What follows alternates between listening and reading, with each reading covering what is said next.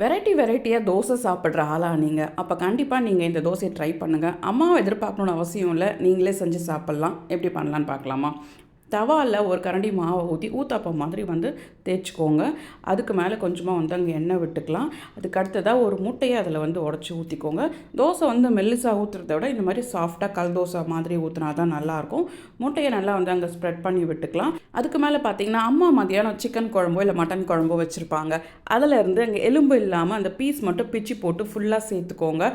அதை லைட்டாக தட்டி விட்டதுக்கப்புறமா கொஞ்சமாக அந்த தோசைக்கு ஏற்ற மாதிரி குழம்பு, சிக்கன் குழம்பு இல்லை அந்த சால்னா இருக்கும் இல்லையா, அதை சேர்த்துட்டு கொஞ்சமாக எண்ணெய் சேர்த்துக்கலாம். இது நல்லா மீடியம் ஃப்ளேமில் வச்சு நம்ம சுட்டதுக்கப்புறம் மெதுவாக திருப்பி போட்டுக்கோங்க.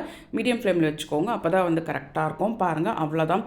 சுட சுட சூப்பராக 2 பக்கமும் சுட்டு எடுத்த கறி தோசை ரெடி. இது நீங்கள் அப்படியேவும் சாப்பிட்லாம். அப்படி இல்லைன்னா இது மேலே சால்னா ஊற்றி சாப்பிட்டாலும் அவ்வளோ டேஸ்ட்டாக இருக்கும்.